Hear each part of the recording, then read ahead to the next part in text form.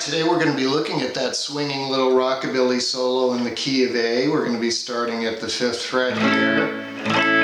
The 1 chord is an A, and it might be played as an A7. It might be played as an A9. We'll look at a couple of those variations here a little bit later. I'm going to break down every lick in this solo for you so that you can add them to your repertoire as well as play them in different places on the neck and in different keys. Let's start with that first lick. We're going to start on the root note, which is no big surprise there, right? So you can slide into that note if you like, and then we're going to kind of walk up the scale.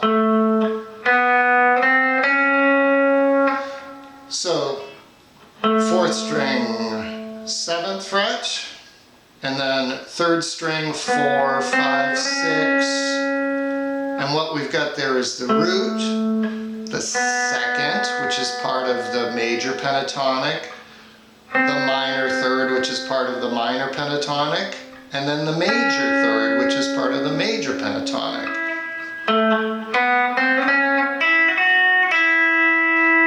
And forth between 5 and 7 on the 2nd string. You're going between the 5th, which is in both scales, and the 6th, which is in the major scale. And then we're going to slur between the 7th and 8th fret there on the 2nd string, which is sliding from the 6th in the major scale to the 7th in the minor scale. So just sliding back and forth.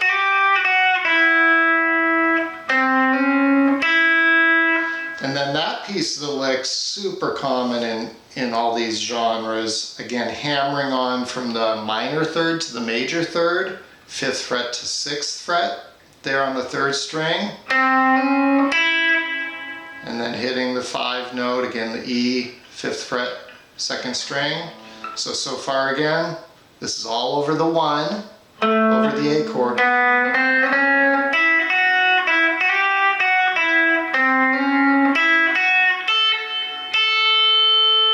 So we went to the 6th note and then the 1 at the 5th fret, 1st string. Just going back and forth between 5th fret on the 1st string, 7th fret on the 2nd string.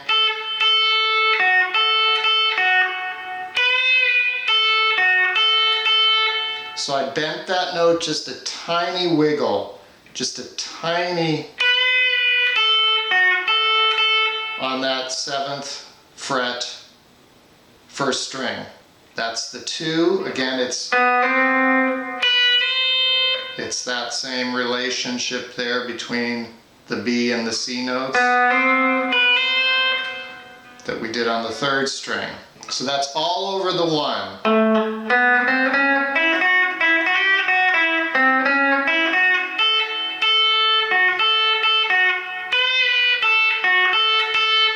Started on the 1, we end on the 1.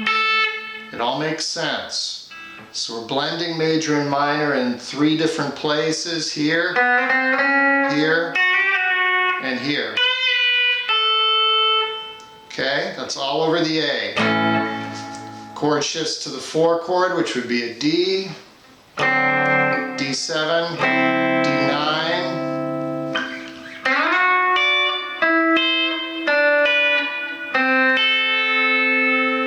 We've been focusing on these licks for years. I've called them the brown-eyed girl licks, the soul man licks.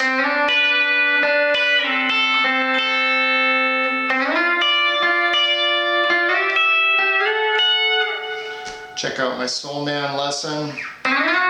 In this case, we're going up to the 10th fret, right, which is where your D chord lives, sliding into the fret 3rd string, which is the major 3rd of a D chord, and then playing the root note of a D chord on the 1st string, 10th fret.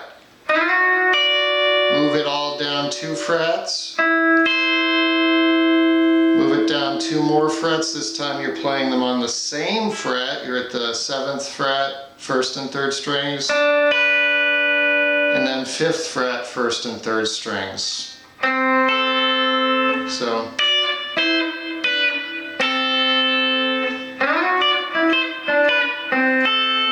So that's over the 4 chord, over the D. You're doing that descending lick over the D, then you're returning to the 1. And I just did a little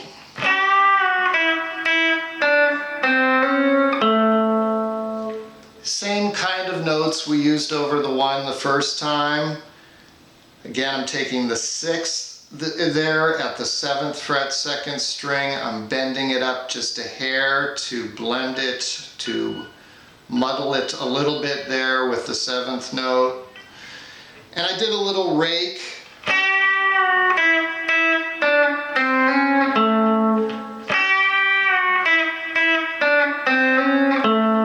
And rakes you do by laying your meaty part of your palm against the strings that you don't want to ring out. So everything before the string that you want to ring out is muted and gets that rake sound. It just adds a little extra flavor, a little extra spice.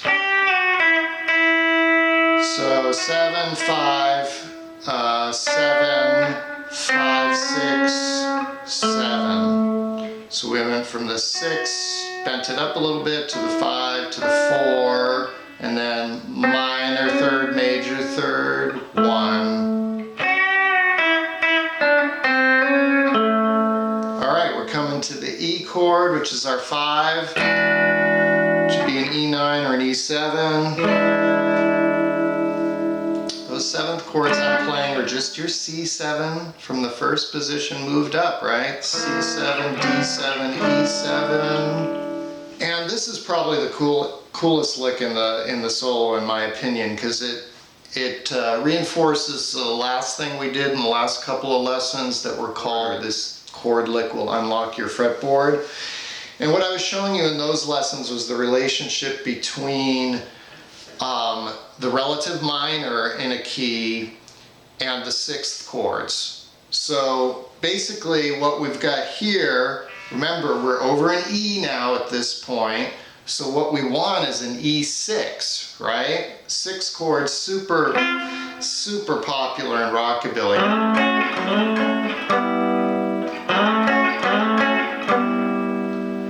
What we're doing here, since we want an E6, coming up to the 9th fret, barring the first 3 strings, and you'll think, hey, that looks like a C sharp minor. Well, it is. It is a C sharp minor triad right there at the 9th fret. But C sharp minor is the relative minor of E major. And what we want here is the relative minor of E major, because the relative minor is found at the 6th scale tone. We want an E6. So again, if you play your E major chord there at the 12th fret and you go 1, 2, 3, 4, 5, 6, there's our 6th note. It's a C sharp. So E major, E6. And hopefully you can hear that is the same as. So we could play it here,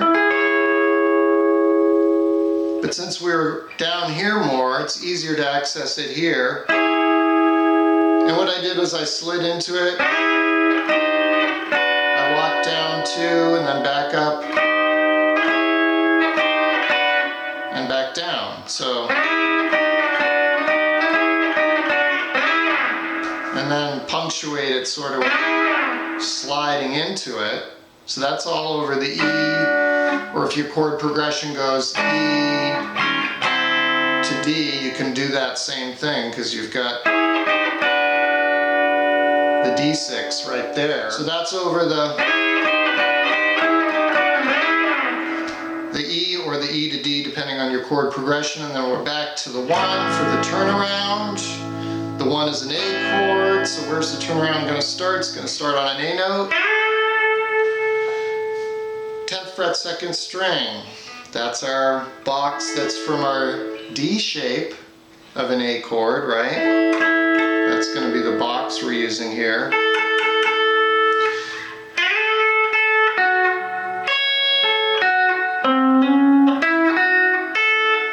I love that lick, so sweet.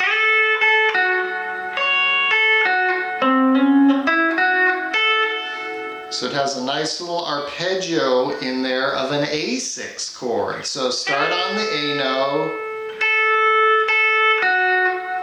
and then you're playing the 10th fret 2nd string, 11th fret 3rd string.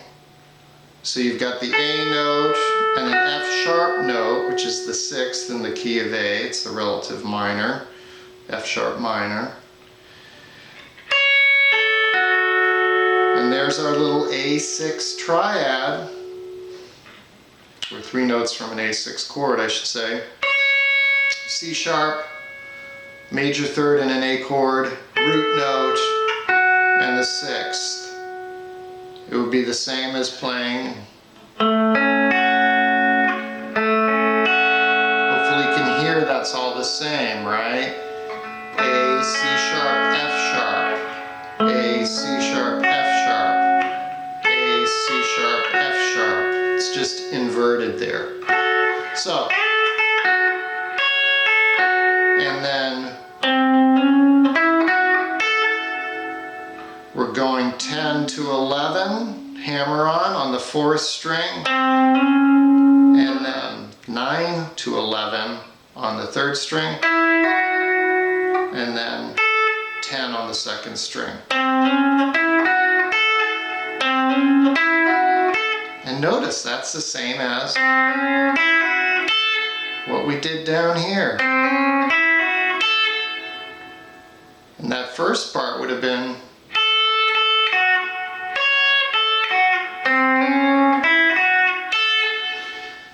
So again, this is one of the ways you can unlock your fretboard, is by taking a lick like this, or a group of licks, a whole solo, and moving it around the fretboard, playing it in different places. So find an A note somewhere else on the fretboard. Find an A note here and go.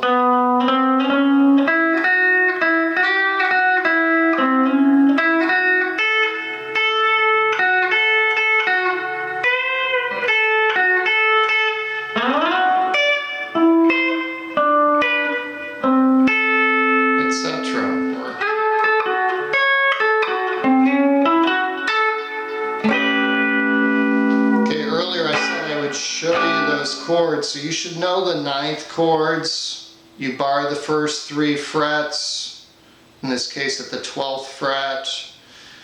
Play the 11th fret on the 4th string, and the root note is at the 12th fret of the 5th string. That would be an A9. These are super common. Same root note as those 7th chords of the C7, D7, E7. So E7, E9, and then the other 9th chord shape I showed you is if you went, if you were down there, you might go, you might play your 9th chord ending there, 4th fret on the 5th and 3rd strings, 5th fret on the 4th and 2nd strings. It's kind of an awkward little chord shape, but it's one you should know. Because it doesn't have the root note in it, like you can see there's no A note in there, because you'd have to fret that note to get it. But I find it by just finding the root note on the 6th string, and then I know that's where my A9 is of that shape. This one obviously has more punch. That was a lot today. Hopefully you can digest it. Hopefully it all made sense. Thanks for joining me. I will see you next time.